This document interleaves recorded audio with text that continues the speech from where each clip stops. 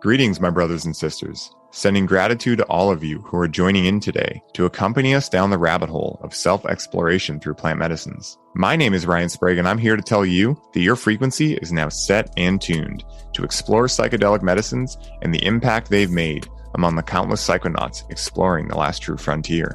Buy a ticket and take the ride with me as we get true first-hand accounts of the experiences, benefits, risks, and transformations taking place within the ever-expanding world of psychedelic medicines on This One Time on Psychedelics.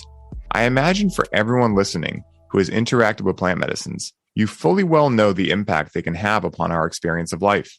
One of my favorite aspects of this show, however, is being able to hear and showcase the infinite number of possibilities that may present themselves within our plant medicine experiences as individuals.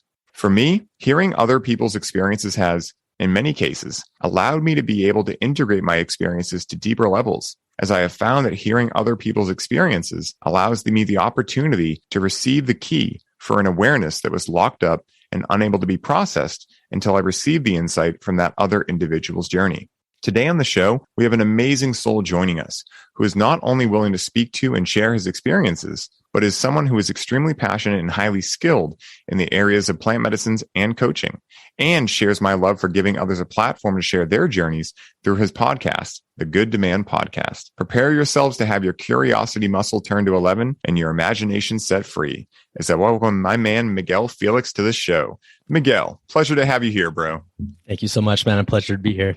Yeah, dude. I'm so stoked to get into this with you, man. You know, we did an amazing episode on Highly Optimized that will be coming out soon. And, yes, sir. You know, like I always describe my podcast, I think of both my podcasts as together making up a mullet, where Highly Optimized is the business on the front. And then This One Time on Psychedelics is the party in the back. So get ready to have a party, man. This is going to be fun. Yes, sir. Yeah. That's actually what I really like about psychedelics. It kind of has a wide range of people who want to explore. And it's usually people who are like really, I don't want to say intense about life, but, you know, are super curious, are courageous, and are like wanting to see what's on the other side, you know? Yeah, dude, you know, it's actually funny. Yesterday, I went to get my first rolfing session. I've done a ridiculous amount of body work, but I'd never got a rolfing sesh before. And this guy, Joel, shout out to Joel if he listens to this, amazing at what he does. Just like he's got shaman energy written all over him. And, you know, he was talking about how, you know, we were getting into one of my muscles and he was like, you know what's coming through for me? And I was like, what? And he's like, that you work really hard to let go. And I was like, yeah. And we both had a cosmic giggle over that because it's like, it's kind of a paradox, right? You work hard to let go. It's like letting go is surrender. You don't have to work for it. And so one of the things he was talking about is that there's two ways to go about letting go. There's the primal way, right? Which is the way that I imagine you go and I go most of the time, which is like cold showers, exercise, all these things, right? Which are amazing. But then a lot of times people like you and I, we have this challenge with being able to have the other side, which is the wanderer, right? The one that has more yin time, the more that's more relaxing. And that's what he was saying is why he imagines I love plant medicine so much, because they allow you to get into that wanderer mode. And immediately I was like, dude, I'll take nail in the head for 500, please. Like, yes, that's exactly why I love plant medicines. And it's funny because, you know, a lot of times, you know, with certain medicines like 5-MeO DMT or something like ayahuasca, you know, they're intense, right? I would actually categorize those as more kind of that primal side, right? Even though they are that wandering component. But especially my favorite medicine is cannabis. And so that is like the ultimate wanderer medicine for me, where I interact with cannabis and immediately I'm just like, ooh, let me get into my body. Let me sit in this pose and just chill for a couple of minutes. And so I think it's amazing that you brought that up because it's so relevant to me at this time in my life. Yeah, no, definitely. And it's just a beautiful thing to see great minds. I don't want to say experiment with drugs, but, you know, want to, you know, see psychedelics and have positive things to say about them, you know? Yeah, dude. I mean, it's such a wild time in history because like now these things are being, you know, destigmatized, even though they are still stigmatized. Right. And so we're getting to see a lot more of what I imagine has been there the whole time, where people have been interacting with these, but it's kind of been like the hush hush thing. And now we're getting to actually have these great minds come out and talk about these things. And it's such a powerful and exciting time to be alive. Yeah, definitely. And what's funny, if we're going to get a little bit into how I started some psychedelics, I actually started off on the opposite end. I was like, no, I'm never going to do drugs. This is, or, how it was said, like, don't do drugs, blah, blah, blah. It's going to kill your brain cell. Yeah. And, I was a good kid growing up. So I was just like, yeah, definitely not going to do that. Nope. Everyone's doing what? No, I'll never do that. And then until I started to get a little bit more curious, I started, my father and my mother would be like, if you do weed, you're going to end up like these people. And then you start to see people like do it and nothing happen. And you're just like, who's lying here? So that's kind of how I started. I started, I think, with what was crazy. I think I started with ecstasy first, MDMA, which was, I don't think everybody's first drug to try out. Usually it's like marijuana and cannabis, but it was with MDMA, and I had the most amazing experience at 14 with MDMA. Just like, whoa, like, oh man, I see why people do these things. And that's kind of what started the curiosity for me. Yeah. It's so funny, man, because I had these two people on my show a while back, Matt and Maggie. I think their last name is Spear. Correct me if I'm wrong, Universe. But they were talking about how very similar. And it's actually very similar to how I got started, too. Like, I was like, just say no. I was a good kid. I didn't want to do anything that was going to, inhibit my brain health and things like that. And, they were talking about how they went through something similar. And, they remember when they first started getting into cannabis, I believe Matt was actually in some type of religious upbringing, right? And so, that's a big no-no with, plant medicines and such. And so he met someone who was a very successful, like business person, like super successful, millionaire, billionaire level, something like that. And this guy was interacting with cannabis. And Matt was curious. He was like, hey, you're interacting with cannabis and you're successful. And the guy was like, the guy kind of sat him down and was like, listen, man, you're still living in muggle world where you think that anyone who does, drugs and medicines is someone who's a burnout. He's like, let me tell you, most of the extremely successful people I know are interacting in some way, shape, or form with these types of medicines because they're on the mission to know themselves. Because to be highly successful, you must know yourself. Because without that, you're going to fall victim to your patterns and programs. And so people that are interacting with these medicines that are highly successful are doing so with intention and started to show him like this other side of these medicines.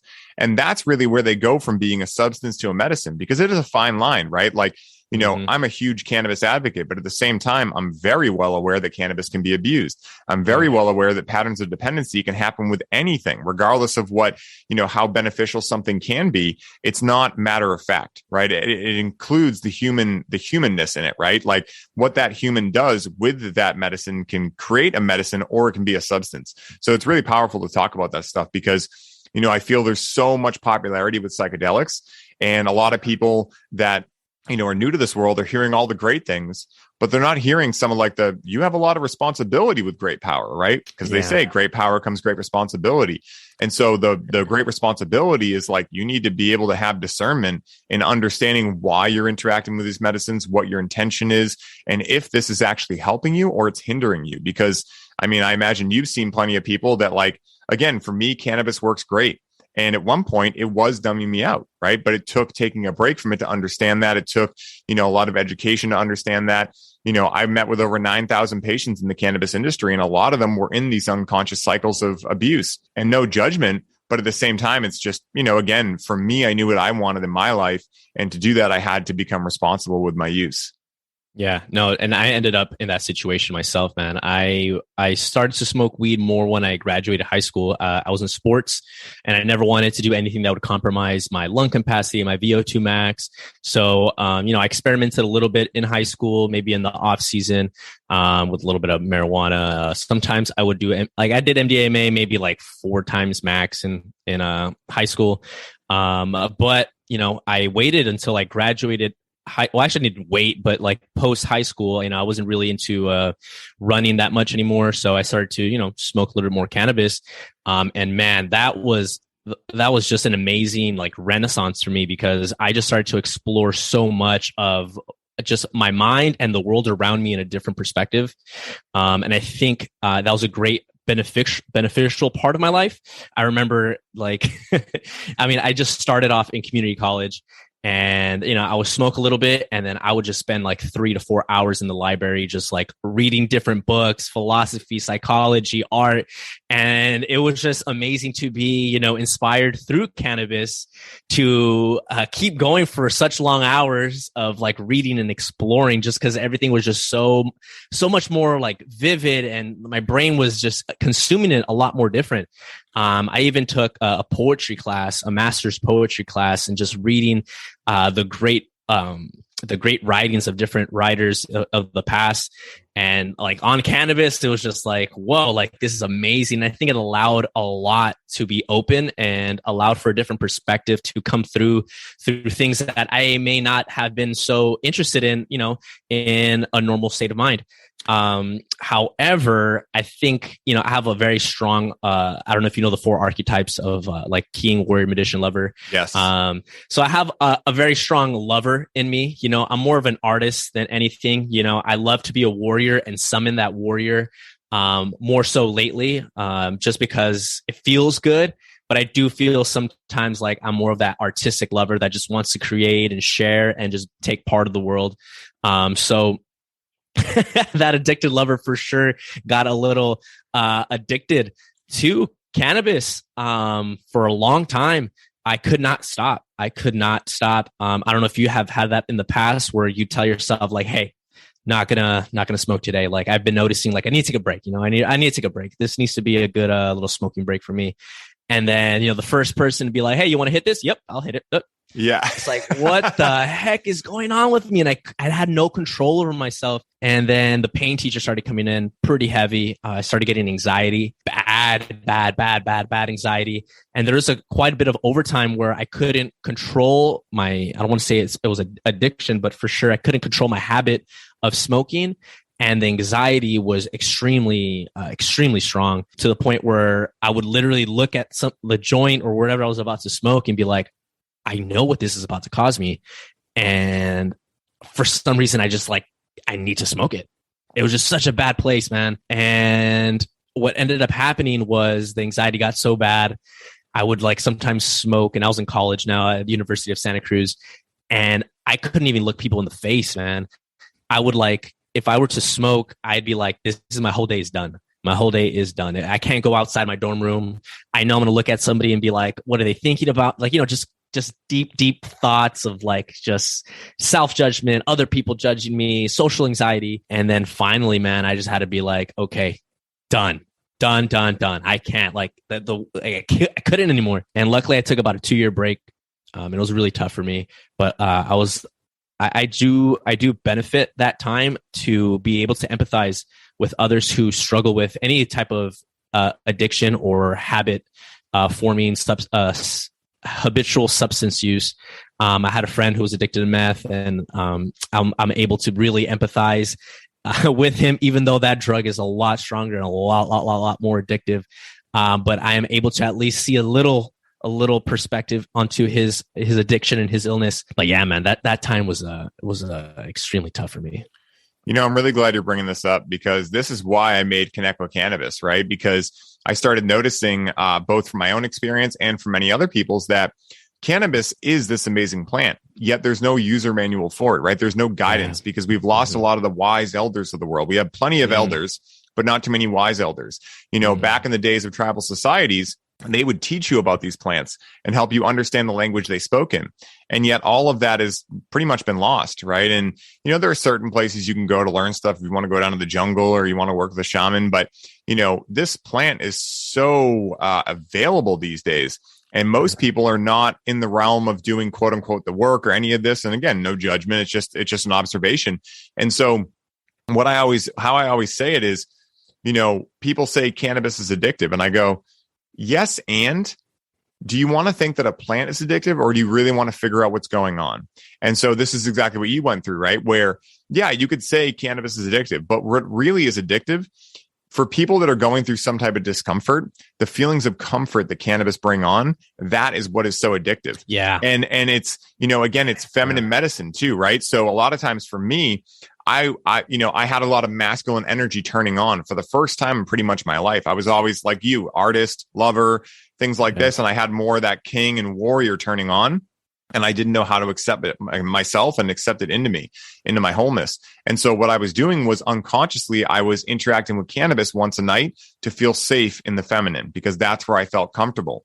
And what ended up happening, though, was that I ended up needing more and more cannabis, because this masculine energy, it wasn't going away. It was just getting stronger and stronger, because I knew there were things that you could relate to purpose, my legacy, things like that were turning on. And I was feeling very uncomfortable with it, because I knew I wasn't doing what I should be doing. And so I wasn't in integrity with myself.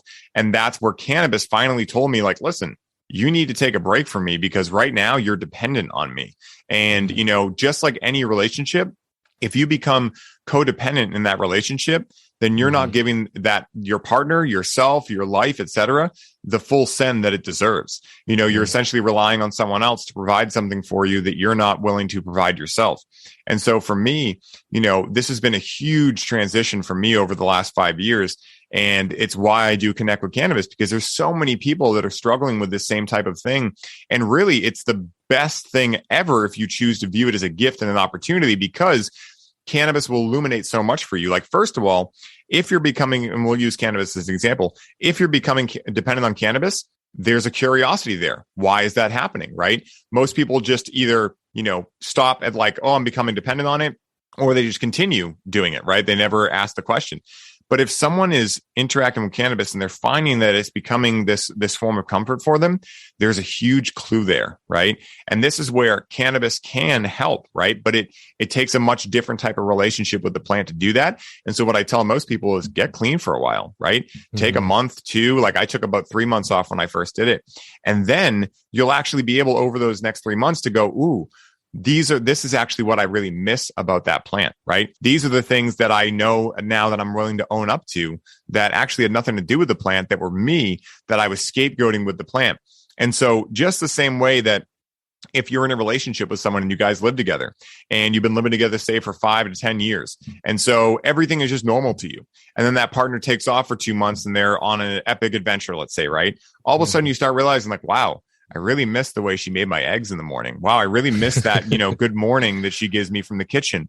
I really miss the way she wakes me up. You know, you start noticing all the things, because separation does make the heart grow fonder. And that's why I take a dieta every single week from cannabis of a minimum of 3 days, maximum of 5, because I know myself. I know the patterns that I'm aware of, that I imagine, and I'm not naive enough to think that, oh, I've done work, I won't fall back into that. Who knows, right? I try it out every once in a while, like what will happen, but I understand myself and I create the structure with my masculine energy to do that.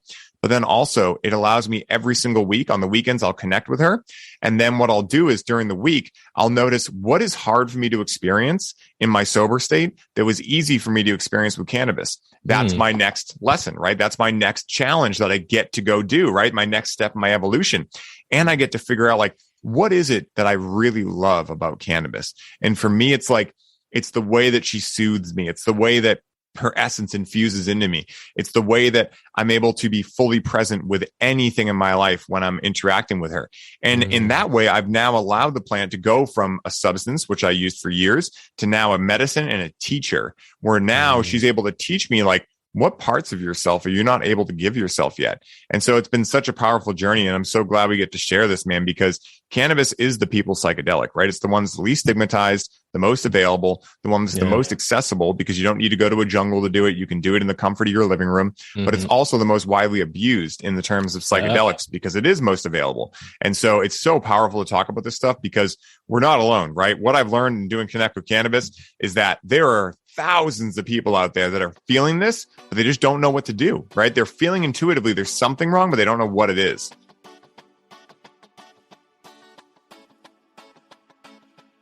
What's up, ladies and gents? I wanted to take a second while I had your ear to share with all of you a very important announcement. Now, anyone who's been listening to the show for some time now knows that I am passionate about coaching and helping other coaches up-level their coaching practice. What I have noticed in working with hundreds of coaches is that coaches of all different types are facing challenges with being able to get their clients strong and consistent results, understand where to put their energy to allow their practices to thrive, stand out in the vast sea of coaches, move from imposter syndrome into trusting themselves, and ultimately make the money necessary to be financially independent in their coaching practice. The root of these issues comes down to a lack of connection with your creative force as a coach and entrepreneur. Now, this is why we at Highly Optimized have created the Connect with Cannabis 10-week coaching certification program. The reason that cannabis is the focus of our program is because cannabis acts as an imagination medicine. And in order to break free of these challenges, you must first be able to imagine yourself as the coach that is successful and has been able to break free of these challenges. When you are able to truly imagine and connect with the most powerful version of yourself, you can find the clarity to build your business, your authentic voice to speak directly to your clients, and the faith that you can overcome everything standing in your way. Once you have experienced and learned how to achieve these results for yourself, you will be able to offer this same unique skill set in your coaching practice to support your clients in overcoming their limiting beliefs and allow them to experience the breakthrough results that will make you stand out as a world-class coach. In this program, you will learn the science behind cannabis, how to experience the healing powers of cannabis, and how to facilitate these healing powers with your clients. With personalized one-on-one support on how to apply these frameworks into your business and weekly group calls within a community of coaches just like you will be equipped with a unique skill set that will allow you to get consistent, powerful results with your clients, feel confident in your coaching abilities, and allow you to gain financial independence while having the opportunity to wake up each day excited to share your important work with the world. For anyone listening who is hearing the call to set yourself apart and develop a unique set of coaching skills not found anywhere else in the world, jump over to the link on our Instagram bio and book a complimentary call with me today. Together, we will go over your current challenges in your business, your goals for your business, and decide together whether you qualify for a seat in the program. The next class begins February 9th, and spots are filling up quickly to be a part of the budding movement that is cannabis coaching. So book your call today and position yourself as a leading voice of how to work with this sacred plant medicine in your practice. Thank you all for your continued support, and as always, enjoy the show.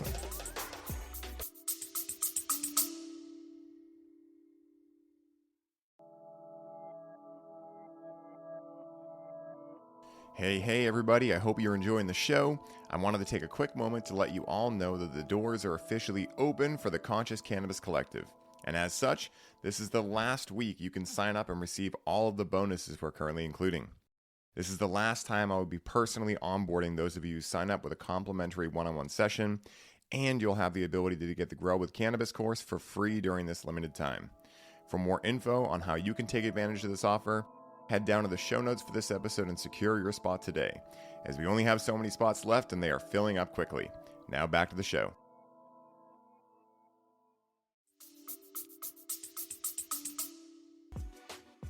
It is a tough place to be in when you don't ask yourself those questions, and I think all those questions you ask yourself there or that you mentioned are, a great thing to ask yourself with anything, right? Like, where am I being addicted to fear? What makes me feel good about this one thing?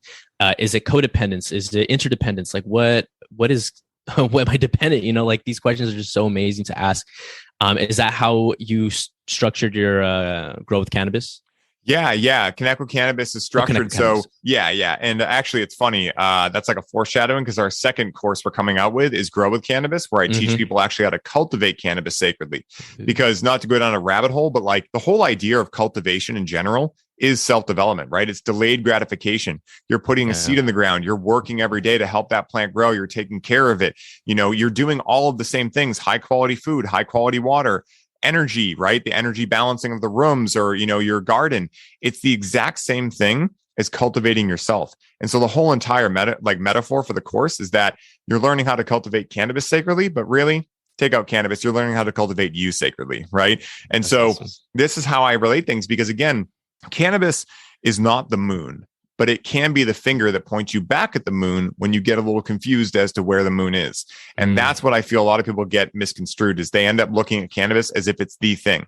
And it's not. Right. It's the teacher that helps you find the thing. And what is the thing? It's discovering yourself. And I forget who said it, but there's a famous quote that goes, if you want to know what your God is, look at what you can't do without for 3 days.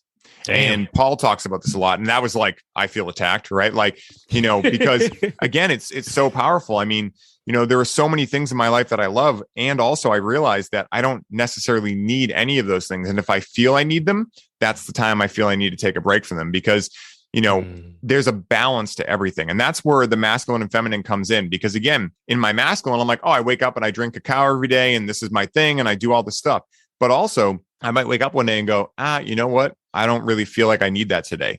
But if my masculine if I allow my masculine to get unbalanced, then my masculine will go, well, dude, you do it every day. It's going to help you. If you don't have it, what happens then? All this stuff. When in reality, that's one of the things that cannabis actually helps me is like on the weekends, I'll dive in with cannabis and I'll actually ask like, what am I becoming a little too dependent on? Right. And it could be anything from exercise to, literally anything. And, that's where I think a lot of people get it.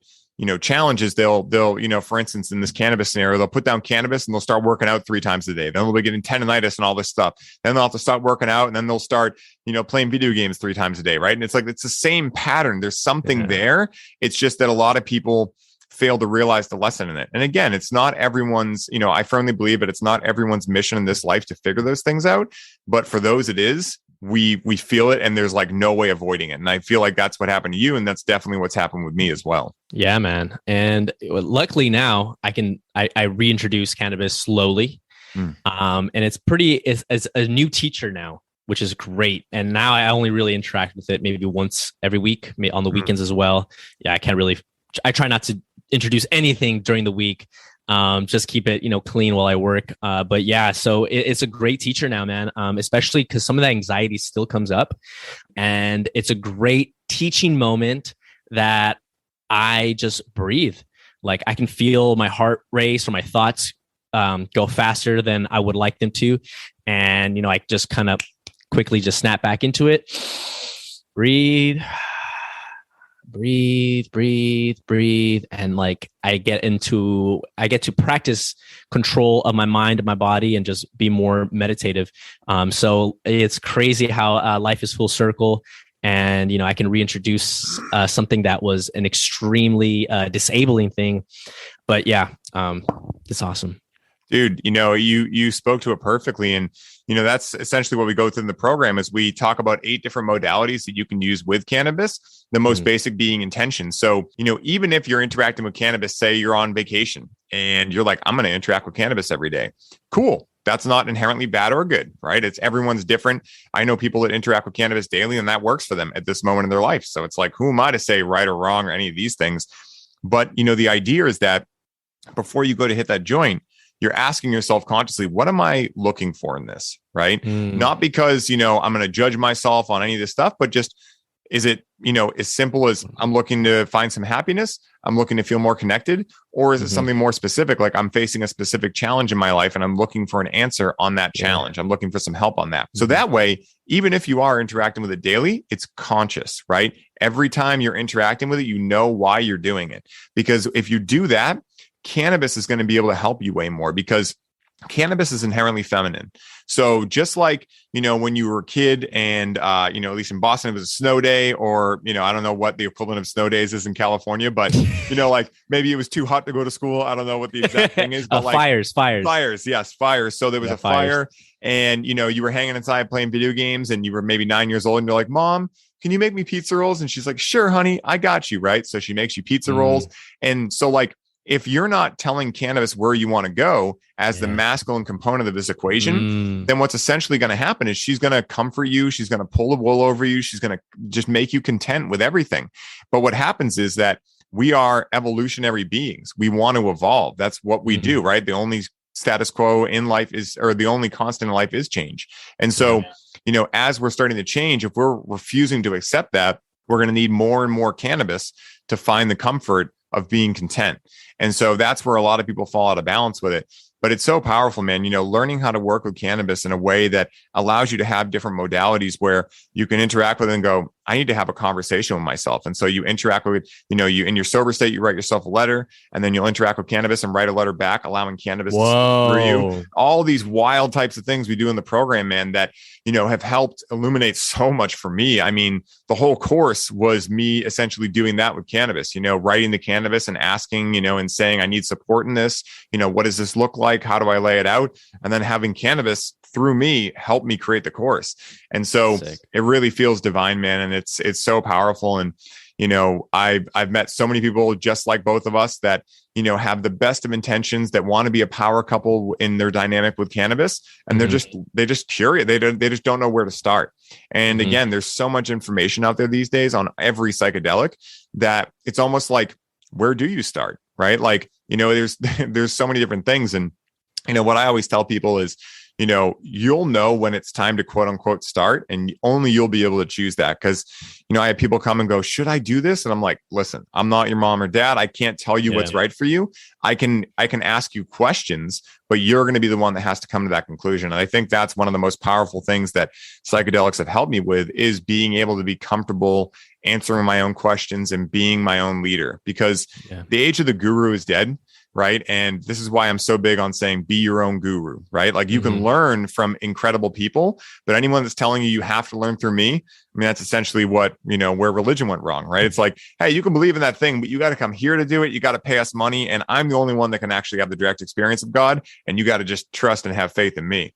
And I think that like that age is luckily, moving forward into much more of a sovereignty and much more of an autonomy, where people are now able to access that themselves with the help of different teachers like plants, other humans, different, modalities. So much fun stuff is happening, man. I'm just so grateful to be alive in this exciting time. It's so fun.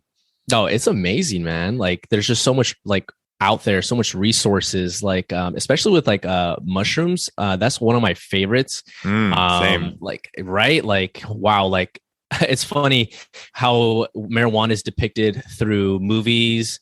It's always like, whoa. I'm like, that is not marijuana, but that is mushrooms. Yes. Like, you know what I mean?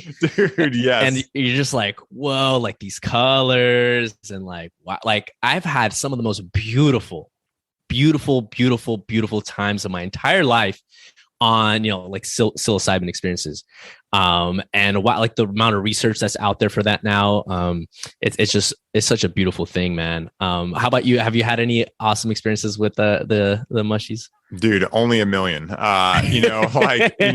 were the second medicine I interacted with after cannabis and MDMA. And I didn't start until, later in life. And, the first time I interacted with mushrooms, it was with a facilitator, and, this gentleman was a friend of mine. And so it was kind of like, he kind of knew what he was doing, but he didn't. He knew like I wanted to do it. So he was like, yeah, I'll hang out with you while you do it. Right. And he knew like how much I was going to get from it, because he knew how much work I had done already and how nervous I was to get into it right on the, the forefront. And so I went and I did like a gram. And I remember just staring at myself in the mirror for so long. And it was a really hilarious, I was just cackling with laughter. And then as I went deeper into my experiences, I mean, I remember when my father got sick with cancer, I remember I did quite a few big experiences, while I was living at the house with him. And I just remember this one experience, I think it was around 4 grams that I did with some friends. And I remember just being encompassed in this golden light. And I remember coming out of it, and again, you probably know what I mean when I say like, it's kind of like a dream, it right off the bat, and you got to write it down or you're going to kind of forget it, remember only certain parts. But I remember seeing my grandmother there, and I imagine literally feeling like whatever heaven was, that's where I was. And I remember coming out of that being like, it's going to be okay. Like no matter what happens to him, it's going to be okay. He's infinite.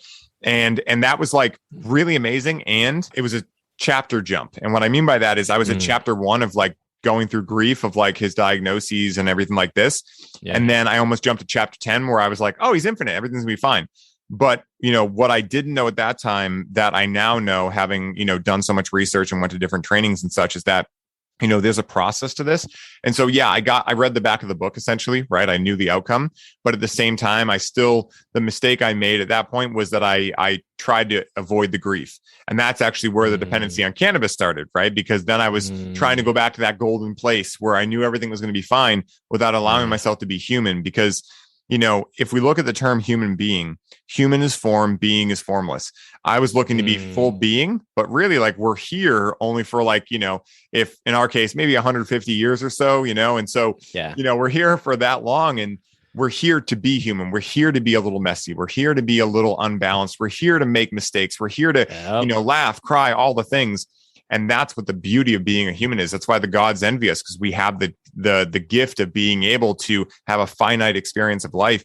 And so, it was a beautiful experience, and I've had many like that. And, it was even more beautiful, allowing myself to go through some more challenging experiences with cannabis or not cannabis, mushrooms, where I was able, I went through my fair share with cannabis too, but with mushrooms specifically, where I was actually made to face all of the chapters in between 1 and 10.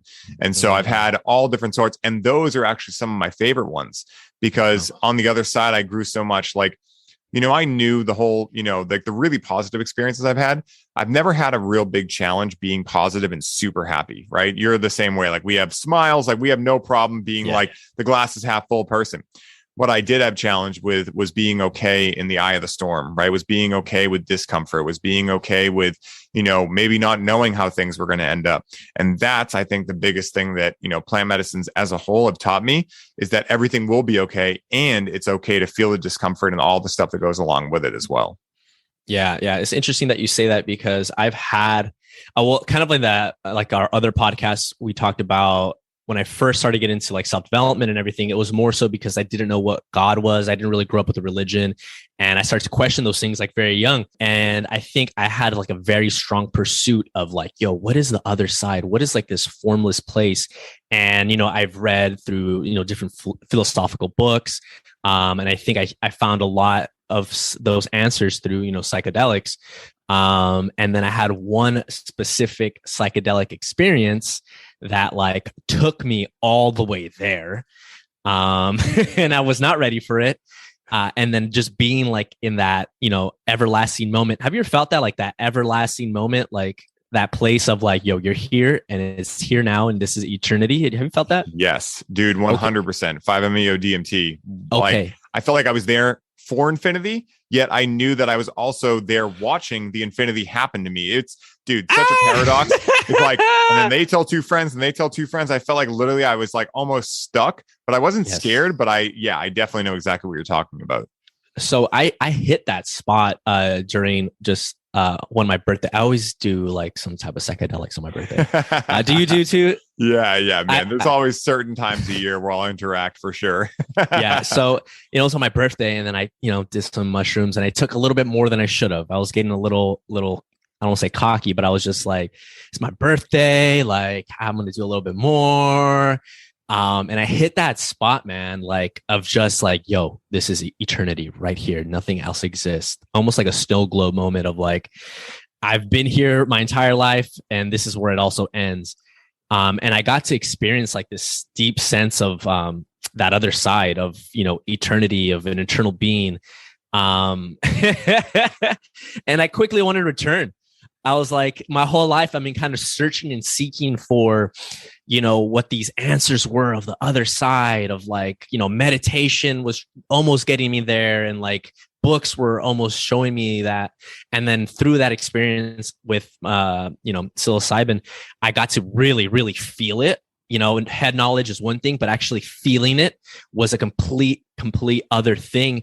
And when I got into that space, man, it was the most, I remember telling myself, like, once I hit it, I looked at my hands and I was like, oh shit, like I'm here. Like, this is it. Like I hit like nirvana, like I'm in heaven right now. Like, whoa. And like, it was so blissful. And what was running through my head was like, I had so many questions, but I knew all the answers. Dude. Have you ever felt that? Bro. Where there's like, I was like, I don't even need to ask anything. Like I have question. Wait, nope, I know that. It doesn't even matter. It doesn't even matter. And then I'm just like, whoa. And then once I didn't wake up, but like, it completely flipped on me I actually had an uncle who he became a paranoid schizophrenic. He experimented with, I don't know, I think his friends just gave him some bad psychedelics and whatnot, and damaged him for the rest of his life. So I've always had a fear of that. So once I hit that state, it was so beautiful. But then, exactly how you said earlier, when you think like, I'm eternity, I'm never coming back. Once that thought hit my head, panic stepped in, and it completely flipped everything. And I was like, I want to get out of this. Like, I don't want to be God anymore. I don't care. I want to be Miguel. I want to go back into the Matrix. I want to just go back and be who I was in the physical form. And ever since then, I think I've grew a greater appreciation for being a human and being flawless, being full of flaws and having mistakes, and just, playing the game that is life. Because, the finish line's going to come whether I like it or not. So I might as well just keep enjoying the game as I'm playing it still. You articulated that perfectly, because I've had that exact same experience. I've had almost like the flip flop where at first, I remember one experience, I've talked about this before, but I'll say it again, where, I had been interacting with mushrooms specifically. This is right around the time my dad passed. And I had done some eighth, 4 grams. And and some friends decided, let's do an 18-gram tea, right? The split between 18-gram tea. Yeah, between 3 people, right? So it wasn't like super intense, but it was, way more than I knew. And I didn't really understand at that point. Again, this is 10 years ago now. So I didn't understand, at that point about different psilocybin contents and psilocin and all this stuff that is now more aware. So I was doing a strain called Penis Envy, which are ridiculously potent. And so we make this tea. And I just go into it full ego, right? Where I wasn't like being a dick or anything, but it was just, I was like, oh, this is going to be perfect. If this much is good, this much will even be better. That's how I was too. So we ended up watching a funny show called Decker. I don't know if you've ever seen Decker before, but it's, you ever heard of Tim and Eric? Awesome show. Great job. Yes. All right. So it's Tim Heidecker's other show. It's ridiculous, dude. And so we had been on a kick with it. And so we started our experience by like, okay, let's integrate, watch this a little bit, then we'll listen to music and whatever else. So we had it on and they hit very quickly. This is the first time I ever did Lemon Tech. And so they hit very quickly. And what ended up happening was I was laughing so hard, like that it didn't even sound like laughter. I was like basically like cough laughing because I couldn't get how much laughter wanted to come out. And it triggered some visceral response in me that I was choking. And immediately when that happened, and like what backtracked into me was, you ate the wrong mold, your throat's closing up, you're dying. And this all happened in like a fraction of a second. Like It wasn't even like I had time to think about it. It was like, it's a known, like it's matter of fact, this is happening. And so I got like really spooked. That cold sweat comes over you. Like, this is a different feeling. And so I was like, hey, tried to play like everything's fine, but I just want a different vibe. Like, oh, we should totally change this to music. And so my friends were like, okay, like middle of a show. So we change it to music, and I'm telling myself, like, I sit back down in the chair. Everyone's behind me too, which is a terrible decision, right? You never want to be like in the front when you're going through something like that. Yeah. So I'm telling myself, I'm fine. This is totally fine. And literally directly after I would say I'm fine, a voice would come in, no, you're not. So I'd be like, I'm fine, no, you're not. I'm fine, no, you're not. And it just was not backing down. And so I was like, I got to go to the bathroom. Tried to puke, couldn't puke, started having like a catastrophe experience where I started being like, I'm going to die. My throat's going to close up. What do I do?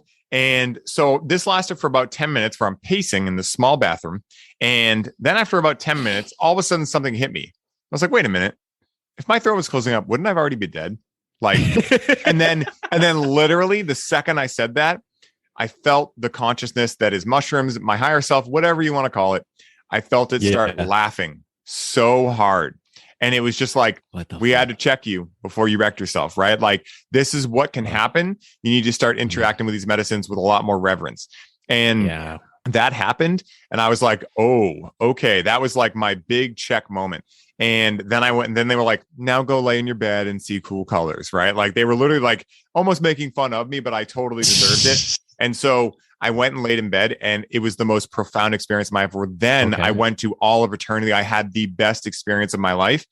And that was the only time that in the many different psychedelic journeys and medicines I've interacted with that I legitimately hallucinated. Like, I thought that I was laying in my bed on my side like this with my hands both right under my cheek. Okay. And I was like that for probably 3 hours. Okay. Just like my eyes closed, going to the farthest reaches of the universe, figuring out, like you were saying, all the answers to the universe, asking a question, like, I already know that. I already know that. Like, and the whole time they were just laughing with me so hard because I was like, what about aliens? And they're like, you come here and you want to know if you're the only one in the universe. Like, don't you already think that's like a given? They're like, don't you want to know about your life or what can help you? Like, they're like, sure, we can tell you about these things, but like, wouldn't you want something a little more applicable to your own life? They were kind of just like face palming, like these silly humans, right? And so I go to move after a couple hours, and my left hand was way down, like near my butt, and and I went to go move it, and I was shocked. I was like, what the fuck is happening? And so that's why I tell a lot of people, like, obviously all the things are important, setting all these things, but also understanding that like the challenging experiences are the ones that, at least in my experience, have really helped me grow. And they've also allowed me now, when I interact with a medicine, I take it very seriously, where I'm like, am I willing? Do I have the available bandwidth to potentially deal with a challenge if it comes up? If I don't, then I'm saying no, because it's a potential. This also allowed me to realize the effectiveness in minimum effective doses, MEDs, right? So no longer do I feel I need a gigantic dose to get that awareness. Maybe I just need to cross the threshold. And that's why I love cannabis so much, is because it's just crossing the threshold enough where you can access a lot of that, but you're not necessarily out in the nebula galaxy. And so that's kind of that's my most challenging experience I've ever had. I've had interesting experiences on other medicines too, which have been challenging, but in their own way. But mushrooms are a certain thing. I choose to believe that they are an entity, they're a consciousness. And what I always say is, as opposed to LSD, which is kind of an open world map, they're kind of like, you're here, go do whatever you want, roam about the cabin. Mushrooms are like, come with us. We're taking you on a quest. So mushrooms are a quest, acid is an open world map. And so whereas acid, you might just get stuck in a loop for a while and be like, I don't really know what's happening. Mushrooms are going to be like, you're stuck in a loop and something's happening. What's that mean to you? And like kind of test you. And that's why I enjoy them a lot, because they have allowed me to grow so much and learn the ability to surrender. And it's been so powerful. Hello, everybody. I hope you are all enjoying the show. I wanted to stop by and fill you in on our brand new, completely free to join Facebook community called the Highly Optimized Ceremony Circle. Now, I imagine many of you are aware of the newest creation within Highly Optimized, which is the Connect with Cannabis 10-week coaching certification program. Alex and I have been having so much fun empowering coaches with the skill set of coaching with cannabis and helping them up-level their coaching practice that we wanted to create a place where anyone could join to ask questions, receive free information on how to work with cannabis in the way we teach in the program, and be able to gain clarity around how to get the best results with their clients in order to become financially independent in their coaching practice. To join, hop over to the link in our Instagram bio and send us a request. It is our intention to assist as many coaches, facilitators, and healers as possible in the important work they are doing in the world. And if you are looking to join a community of like-minded individuals just like you, who are passionate about helping their clients achieve the highest quality of life possible, the Highly Optimized Ceremony Circle is for you. I am looking forward to speaking with all of you in the group, and as always, enjoy the show. Yeah. And then the reason I'm cringing so much is because I know how tough of a teacher mushrooms can be. And the tough part is, especially because, it is a psychedelic, which means it, alters your mind, and you don't, exactly how you were saying earlier about like you didn't know if you were okay or not. Like it alters your mind. It says yes, no, yes, no, no, yes, and you have. That's why I think everybody who's listening, please don't take setting and sitter lightly ever. I did once, and I completely paid for it. No one was in their right mind. No one could tell me. No one told me what reality was. I think a sitter is one of the most, important things when you're doing, effective doses that could, take you somewhere where you may not be ready for. And a sitter with the right mind to tell you what's real and what is not. Seems very basic. Like, why would I need someone to tell me what reality is? But when you when you follow and lend your hand to these beautiful substances, they will take you down a rabbit hole where you can't tell the difference. And it's a great idea to have someone there who could just be like, hey, I got you. Like you are actually sitting on a chair. Like you'd think you would never have to ask somebody, hey man, like, am I okay sitting on this? And it's like, yeah, it's okay. It's a chair. Or no, you're not in your right mind. And it's a fine line, man, because you don't know, and you can't really tell when you're in that state of mind. Yeah, let alone like, what is my name again? I forget my name. Like, I think it was oh boy, who was it? Oh god, I forget the comedian. But there's a Netflix documentary called Have a Nice Trip, and there was a guy in there, and what I've understood about LSD, it's one of my most playful things I like to engage in from time to time. But what I've learned about it is that back in the 60s and 70s, people were just taking aggressive doses of LSD, like oh, let me just take 1,000 mics, no big deal, Tuesday night, right? And so there's this comedian, I forget his name, he's super well known, but he's talking about how he was at this party, they took a ridiculous amount of acid, and everyone was having a good time, and he forgot his name. He was sitting in a chair, and he forgot his name, and he didn't want to freak anyone out. He knew enough. He was like, I don't want to freak anyone out. They might get really freaked out. So he was just thinking for hours, like, what is my name? What is my name? What is my name? And then finally he was like, then I remembered I had my wallet in my pocket, and I looked up and was like, oh, that's my name. Cool. And then it was like, that's a perfect description of how, in my experience, LSD works, where on mushrooms, it'd be like, oh my God, I don't know my name. Oh my God, am I dying? Like, and it would start leading you down. Whereas LSD, you'll just be curious, like, I don't know my name. I really don't know my name. What is my name? What even is a name? And you'll be much more just like curious. And that being said, you can still get very far out there where you're unable to talk, you're unable to like make sense of reality, you're unable to go to the bathroom effectively. So yeah, having a sitter is, I think that third S, set, setting, and sitter, is so powerful. And this is why I host this show, right? Because we can talk about fun experiences all day long, but a lot of the times, like with the rising popularity, I want to make sure that I'm on the right side of history, where I'm telling people like, yeah, these things can be amazing, but they aren't like objectively amazing. They can be very traumatizing too.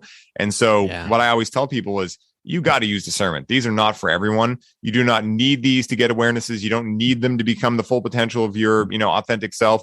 They're just a possible vehicle for it, right? They're not the only one. There's so many other things. I mean, meditating, breathwork, all these things. But that being said, for those that have discerned their right, I love having conversations with those people, because the people I have on, like yourself, they're so willing to, talk about like, yeah, I've had amazing and some pretty scary experiences too. And the scary ended up being okay, but only because I was able to reintegrate.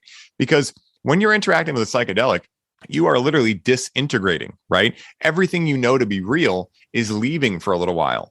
And yeah, you'll have anchors, right? And that's what ceremonial use is. That's what intention is. That's what journaling is. That's what even certain music is.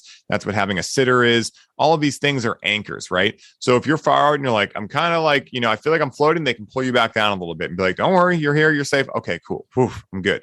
But at the same time, where I think a lot of people get it wrong, and I've seen a lot of this at music festivals, is they take very big doses at a music festival where they're interacting with so much energy. There's loud music, there's all this chaoticness, and they get disintegrated and they don't know how to reintegrate. They don't have a safe space to reintegrate and go, okay, what is that whole thing I just experienced? What does that mean in my life? How am I going to integrate it? So they end up traumatized because they have this experience. Now they're like, I don't know who I am. I don't know what I'm doing. I don't know anything. And so that's the biggest challenge I've seen with regards to unconscious use with these medicines is, I mean, it can really, it can lead to some challenges. And, not even to get into the whole conversation about, do you actually know what you're taking? Is it actually what someone said it was? Right. And that's what it sounds like happened with your uncle. And that, happened a lot. It still happens a lot today, but I know it happened a lot in the 70s and 80s as well, where people were just taking things that were labeled one thing and they were something totally different, and research chemical or whatnot. And yeah, it's very unfortunate. That's why I always say discernment, harm reduction, most important things. If you're not willing to do those things, you're not ready for psychedelics. and they're the most beautiful things to ever experience, I think, personally. And it's worth the work. I think it's worth the work. What would you say people could like find more information on how to actually do these things safer? Yeah. For me, I love what MAPS is doing. The Multidisciplinary Association of Psychedelic Studies, such a mouthful, like try saying that 10 times fast. But, there are great teachers out there like Paul Chek, right? He's who I've learned a lot of this type of stuff with. And he's very similar. I just had him on the show a little while ago, and he's fully willing to talk about like, I fucked up a couple times, and so you don't have to, and so there are so many people out there. And I think the number one thing that I tell people is, when you're looking to take advice about a psychedelic from someone, right? Say if it's more of a mentor than an organization. And there's tons of research you can look into, like, and we can get into that. But when you're looking at like a certain person, right? And you're like, should I take advice from this person? Look at the results they're getting in life. Because let's face it, we live in a world full of censorship. We live in a world full of fake everything. And so the only way to tell if someone's, words they're speaking are actually true is to look at the results of their life. Because if you share space with someone, like you hang with Paul, for instance, right? And the dude's got an amazing family, incredible communities, connected to everyone. He has tons of passions. He's, coaching, he's doing all these things. And you can just feel like, oh, this guy's accurate. Like he's authentic as hell. And then there are other people, I won't mention names, but there are other people I've looked into that are preaching these types of things that when I've been around them, I'm like, you seem like you're still figuring this out, right? And you seem almost like you're trying to convince yourself that these are all well and good. And again, no judgment, but it's just like definitely discernment. Like I am going to be a curious discernment maker in my own life when I look at different people and see who I'm going to listen to. And so that's the number one piece of advice I always give people. Number two is, we do live in an amazing world now where there is actual research from like John Hopkins and, Berkeley and all of these amazing organizations that can start, giving you these types of awarenesses. And what I also tell people is, and again, when I first started interacting with psychedelics, I did have some sort of ritual practice. And by ritual, I don't mean necessarily spiritual, necessarily for medicine, but, I was exercising, I was doing breath work, basically, I think that for me, and this is just my perspective. I'm not right or wrong. I don't care about that whole like duality. But for me, like if I'm looking at someone and they're like, should I interact with psychedelics? The first thing I ask is do you have a daily practice that you use to connect with yourself in any way, shape, or form? Do you exercise? Do you do breath work? Do you take walks? Do you do anything every single day that helps you understand yourself?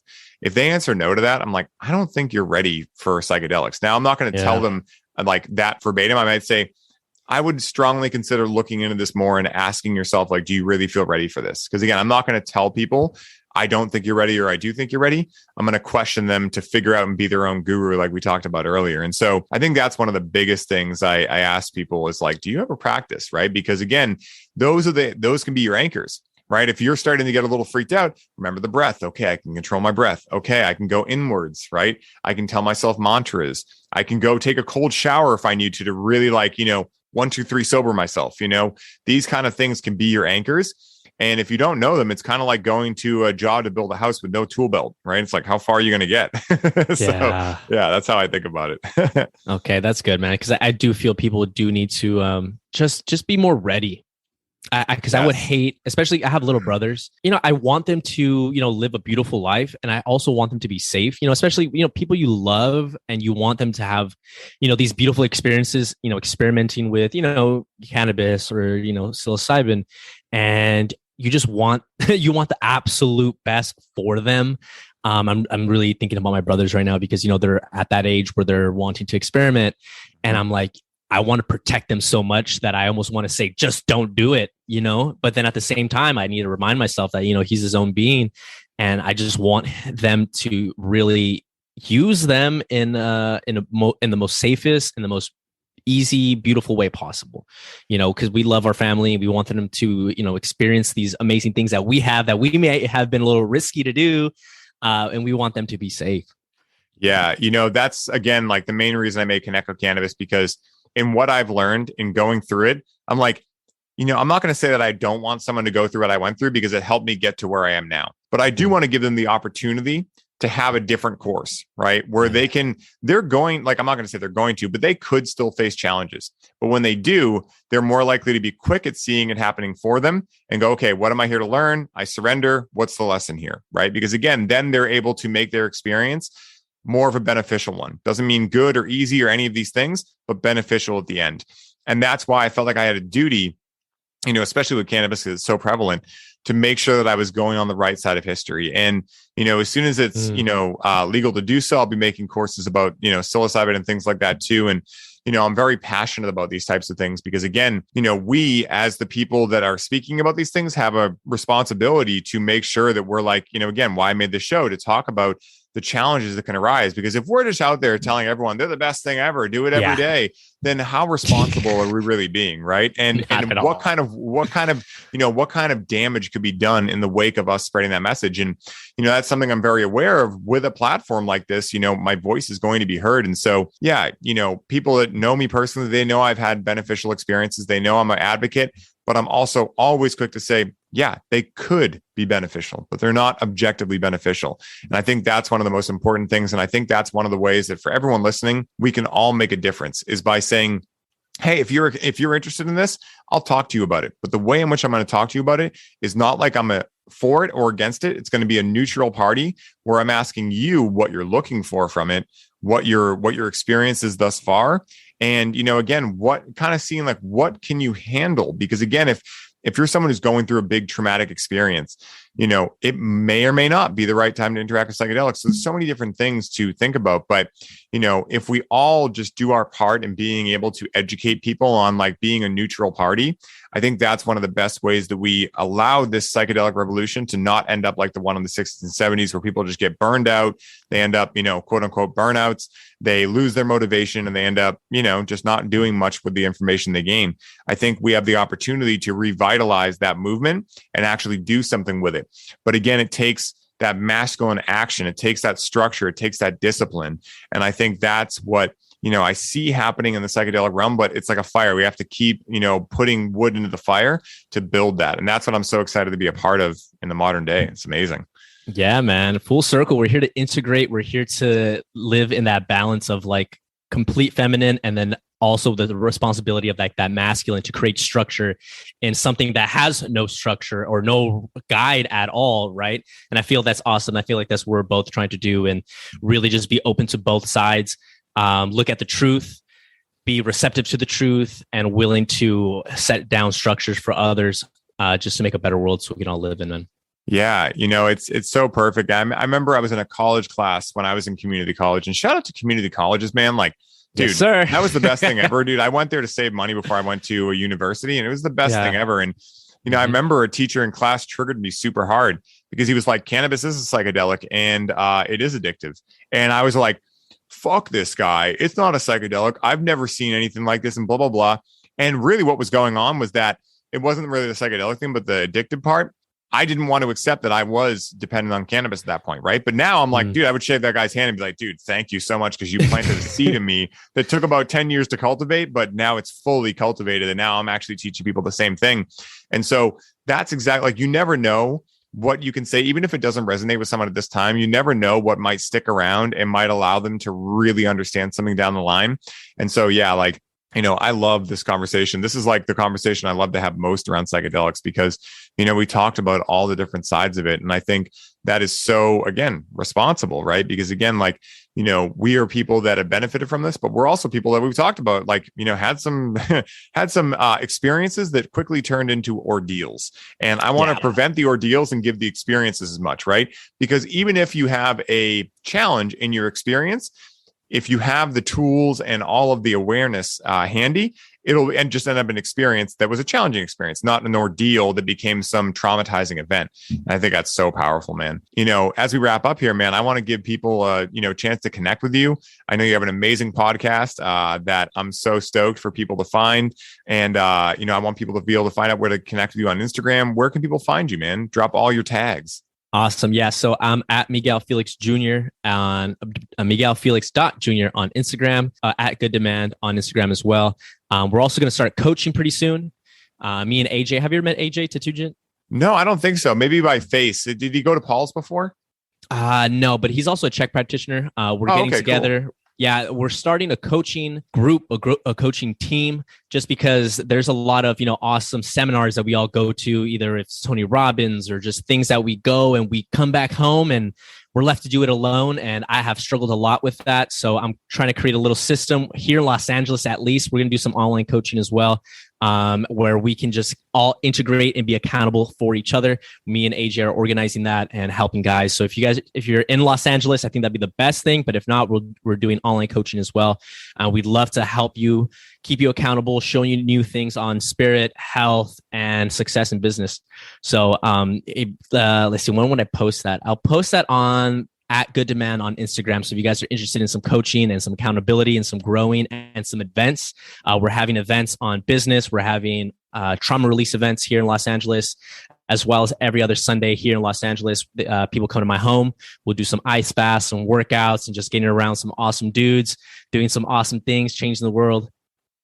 Hell yeah, dude. Community is the biggest thing. I mean, exactly. That's exactly what Ice and Iron is for me here in Boston with Eddie and all those guys. And, it's so big, dude. So I commend you for doing that. And my last question for you, Miguel, is this. If someone listening was just swayed by you to experience psychedelic medicines for the first time, what is the one piece of advice that Miguel Felix would offer them to allow them the smoothest experience possible?